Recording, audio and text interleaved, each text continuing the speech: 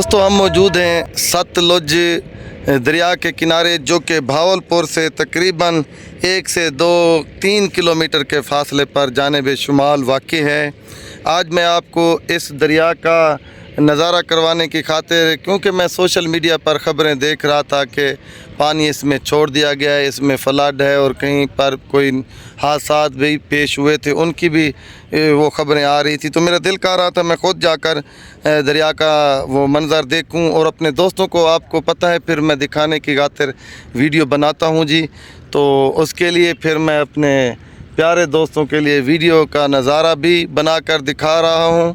और मैं दोस्तों को ये बताता चलूं कि आज से अगर 11 दिन पहले मैं जब इस दरिया पर आया था, तो उस वक्त इस पानी का हिस्सा जो था तकरीबन था कोई 1%।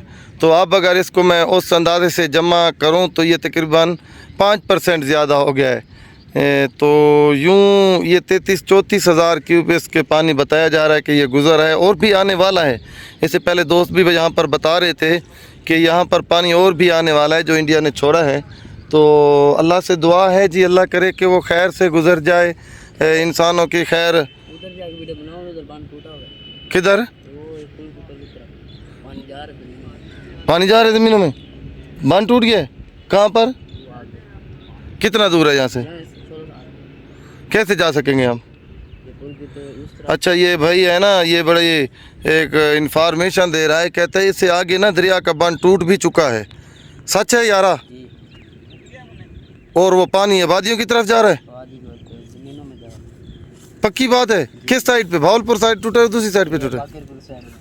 बाकिरपुर यहाँ से कितना दूर है? यहाँ से 10 किलोमीटर। यार वो तो नुकसान कर रहा होगा, ऐसे है ना? जी जी, अभी तो थोड़ा पानी हल्का जा रहा है इस तरह पानी जो इधर से घूम के इधर जा रहा है ना, अगर वो इस तरफ आता ना फिर बहुत नुकसान है। अच्छा, अल्लाह रहम करे। ये भाई मुझे कह रहा है यार, ये अगर वीडियो आप बना रहे हो ना तो इससे आगे तो बांध टूटा हुआ है। कि कब का टूटा है? पानी तो कल और आज बढ़ा है मेरे ख्याल में यहाँ पर। जी जी, परसों का बांध टूटा हुआ है। परसों का टूटा हुआ है? जी, पानी आगे आबादी में जा रहा है? जी जी।